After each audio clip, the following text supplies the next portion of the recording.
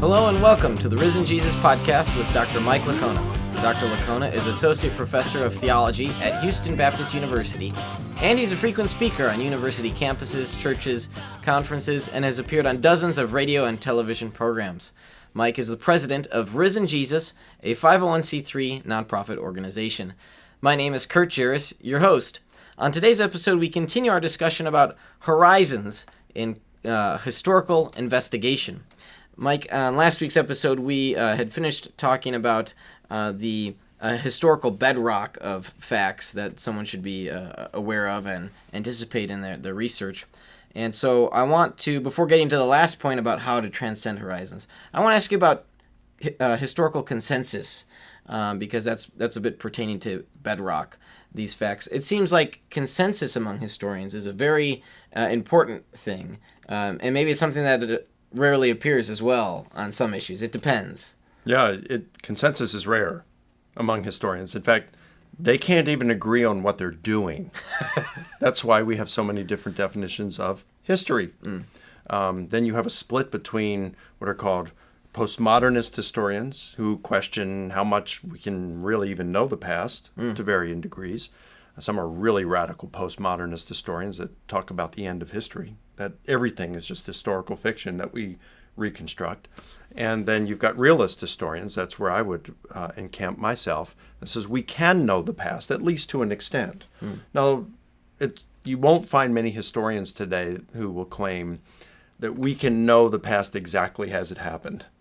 All right, because as we've discussed in previous episodes, there are various challenges to knowing the past. The way that we learn about the past is through documents and artifacts, and those documents are written by people who have their own opinions, biases, worldviews, and so we are learning about the past through their eyes. That's how we're viewing the past.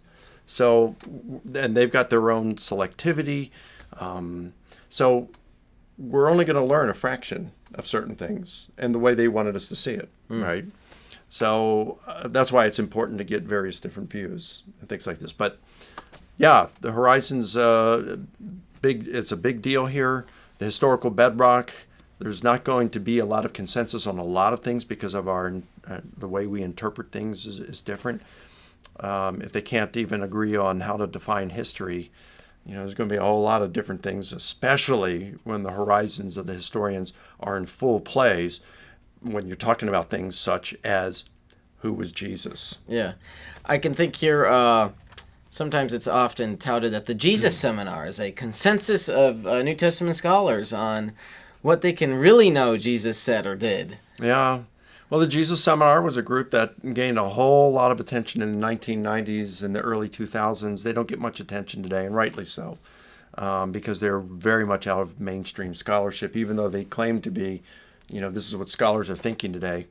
I remember I debated Stephen Patterson of the Jesus Seminar back in, I think it was 2009 at Florida State University. We had dinner before our debate, and I said, hey, Steve, so, when you guys voted on these various sayings and acts of Jesus that, you gave different colored beads, red, Jesus definitely said this. Pink, Jesus said something like this. Gray, Jesus, maybe the idea. Black, he didn't say this at all or do this at all. How many of you guys voted on this at the time? He said, it was never more than 30 or 40. And it's like, okay, well, that doesn't represent necessarily where scholars are today. And especially since, we're talking about those, for the most part, are way out there on the theological left, on the fringe of the theological left. Most of them are. So that is no more a reflection on the consensus of scholars as taking a vote at the annual meeting of the Evangelical Theological Society on whether Jesus actually said and did what's in the Gospels. Which there are certainly more than 30 scholars at that meeting. A whole meeting. lot more. There's a couple thousand, so yeah. Yeah. All right. So I've got a question about the sixth way that you point us for overcoming our horizons, and that's detachment from bias. What did you mean by that, detachment from bias? Well, we have to do our best. We have to recognize, first of all, that we have a bias. Okay. Okay. All of us do. Even Bart Ehrman. Even like Bart we Ehrman. talked about it last week. Yes. And a lot of people will acknowledge, a lot of historians, a lot of scholars will acknowledge they have a bias, but then they don't do anything about it. They think that's good enough just to acknowledge that. Well, I think that's the first step. It's like if you're an alcoholic and you want to overcome it, the first thing you have to do is admit you got a problem. But you don't just stop there and just go on. Now you've got to work toward overcoming that problem. And that's why I lay out these steps. Here's some things that you can do to help minimize the negative impact. So detachment from bias, you do some different things. Like one of the things I did, because what motivated me for this, I wanted to deal with my doubts, but I wanted to get the truth. And as I'm going through this, I'm praying. I'm saying, God, I do believe that you exist. Okay. I'm convinced by the evidence, philosophical, scientific evidence that you exist. I want to be convinced again that you are who I think you are, that you have manifested yourself in Jesus of Nazareth. And I said, look, if Christianity is false, I want to know it. Because my greatest fear is that my biases, my horizon, would prevent me from discovering truth, and it would cost me eternity. That is what, because I'm thinking that's what's going to happen with Muslims. That's going to happen with atheists. That's what I'm thinking, right? If Christianity is true, that's what's going to happen with Muslims and atheists and people of non-Christian beliefs when they die. That their biases, the way they were raised and their horizons, will keep them from discovering the truth of the Christian faith and cost them eternity. So if Christianity is false, I don't want that to happen to me. So that's what drove me, and I started to think about some things. Okay, well, what are some things that would motivate me to give up Christianity? And I think about those things and try to let those things motivate me to help me get to truth. And again, a big one is I don't want to die and then face God only to find out Christianity was false. Yeah. So the detachment from bias really is sort of the climax of looking at your horizons. It's a way of, like you said, it's that first step, being aware, but that's not the end. You've got to look and analyze and be willing to feel uncomfortable through that journey of research. And there have been times, in your life, like you've talked about, where you've certainly been uncomfortable in that process.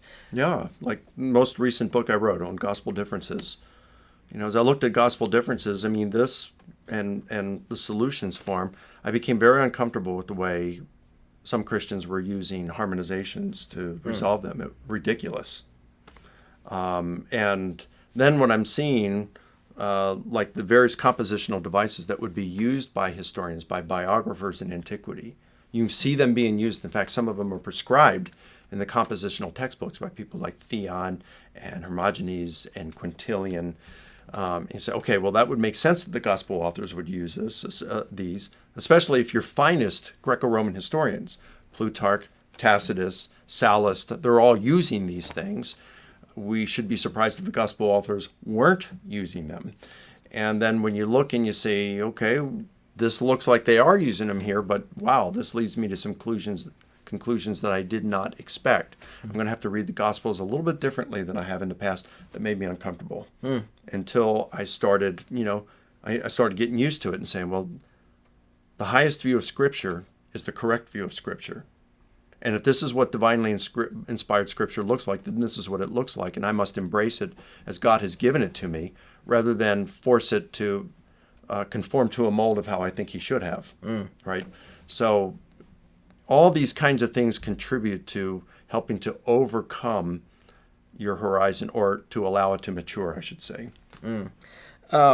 When we've been talking about horizons, we have typically talked about the bad things that affect our thinking and our research, even the books we choose to read versus others. Yep. But in some ways, tell me how horizons can be good for us, that we can have good, horizons. Yeah. Well, for example, all right, let's suppose we're talking about the resurrection of Jesus, okay? So let's say Jesus did not rise from the dead. If I'm an atheist, I don't believe God exists. I don't believe there are supernatural events that happen in our world. So my horizon actually helps me to get to the truth.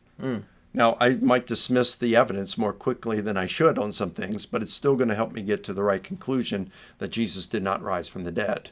I might embrace a hypothesis that is totally wrong, but the conclusion that Jesus didn't rise from the dead would still be true if I'm an atheist and atheism is true. On the other hand, if I'm an atheist, but God does exist, then it's going to lead me to a false conclusion if I'm allowing my horizon to drive my investigation. If I'm a Christian and I believe God exists, and I think Christianity is true, my horizon is going to incline me to believe in the resurrection. And if I'm wanting to prove it, and if the resurrection actually occurred, if Christianity is true, well, then I'm going to get to it, despite my biases. I might even believe it for the wrong reasons. I may say, I don't care about history. The Bible says it. I believe it, and that settles it for me. But if Christianity is true, and Jesus rose from the dead, I'm going to get to the right conclusion, even if I get there through non-historical means. So, our horizons can help us at times. But, okay, here's another thing. As I learn about gospel differences, even though I'm uncomfortable, all right, so I fine-tune, I nuance my view of how to read the scriptures, of what divinely inspired scriptures look like, so my horizon matures. And that enables me to read the Gospels more as they were intended. So, yeah.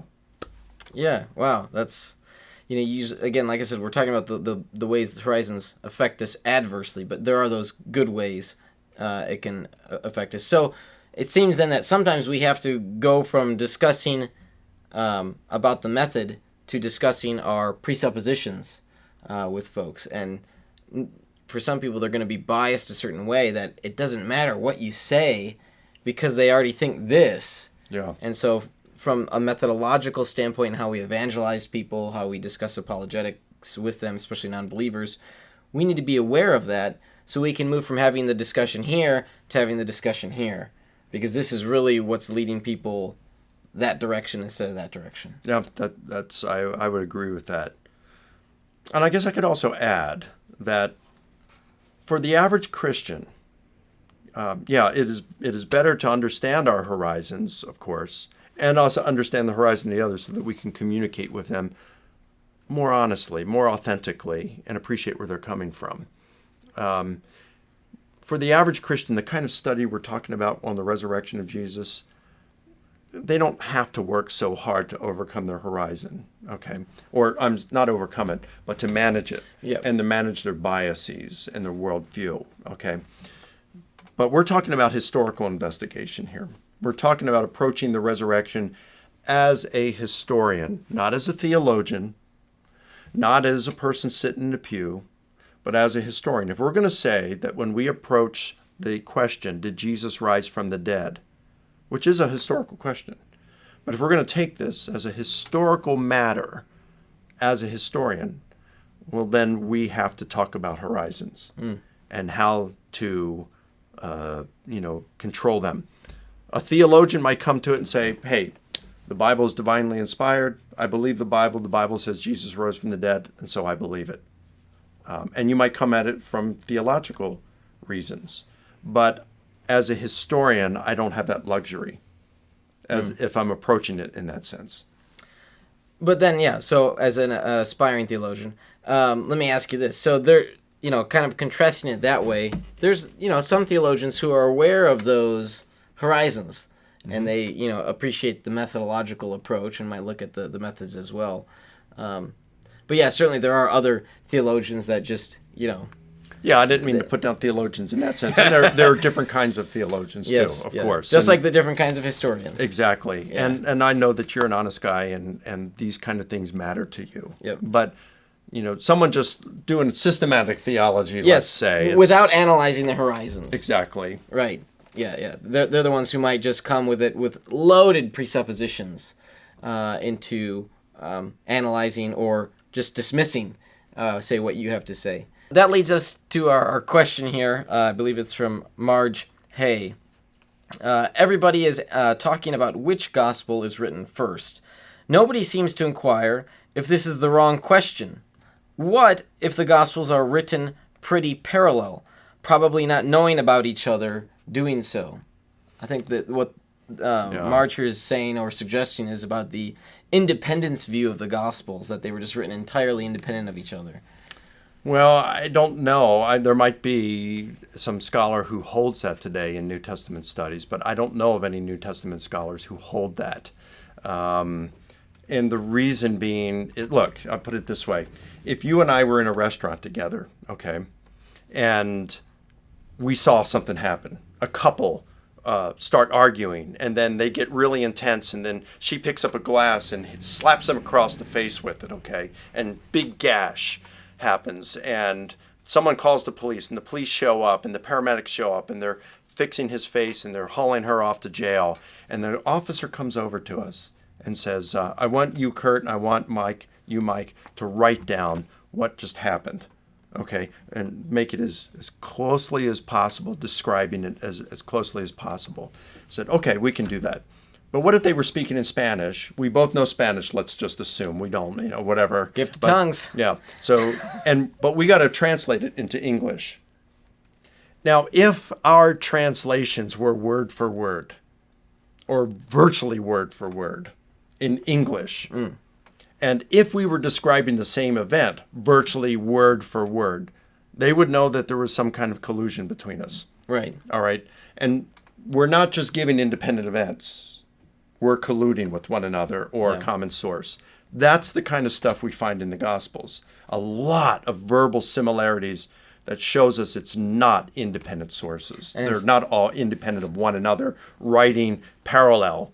There is some sort of interdependence. There's a relationship between Matthew, Mark, and Luke going on. And that's what we talked about in the last season, the synoptic problem or the synoptic puzzle. What is that relationship? The analogy of the restaurant is a good one because scholars believe Jesus spoke Aramaic, and so, but the Gospels are written in Greek. That's right. And so there's the translation between Spanish and English, right? And so if we have not even similar, but in some cases identical sentences in English, you would suspect we've colluded. I mean, up to 60-some words in some cases. Yeah, so there is that strong relationship between the Gospels. There's, in some cases, or many cases, copying that has occurred. And so you like you said, last season we explored these different areas in which, they may have worked with one another on that. Not in person, but using the and some would say, even if there's some that would say, well, there's oral tradition and that's what they were using. I mean, certainly they were using some oral tradition. But then you look, there's some, like, they follow the order in Mark, pretty much. And when they differ, like let's say if Matthew differs, you've got Luke that follows Mark's order. Or if Luke differs, it's Matthew that's following Mark's order. So it seems like Mark is what they call the middle source. It's the one that they're using as their primary source. So that's not oral tradition. It's not just the words itself, it's the order. And you say, well, wait a minute, you're going to find certain orders when it comes to Jesus's death, right? Or his whole life. His birth is going to come before his death and before his resurrection, of course. But then there's a lot of things that are going on in his life that really have no chronological ties, but we still find them in the same order in these Gospels in some cases. So to recap here, sort of an independence view of the Gospel is one that just seems strongly unlikely to have happened, given the evidence we have within the Gospels themselves. And then you look at the external evidence, too. I mean, even St. Augustine, as we mentioned, we quoted last season, Augustine references how we shouldn't suppose that these are independent. So it's almost like this view that they're written independence has come from sort of, I don't know, maybe a lack of study there and studying what others say on it. I don't want to use sometimes the pejorative term of fundamentalism kind of comes in, although historically that term wasn't a pejorative, but kind of comes from that. Well, more of the rather conservative group. Yeah. But it's usually from people who have not immersed themselves in New Testament studies, who have not looked carefully at things like the synoptic problem. They just come with their presuppositions, their own horizon, which needs to mature, and it only matures as you learn more and you engage in studies within the discipline. Yep. That's why recognizing horizons are so important. Good.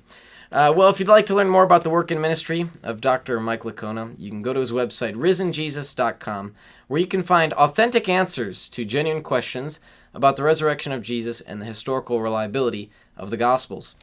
There you can find ebooks, articles, videos, all sorts of resources that Mike has written, including his debates with other scholars on topics like the resurrection of Jesus.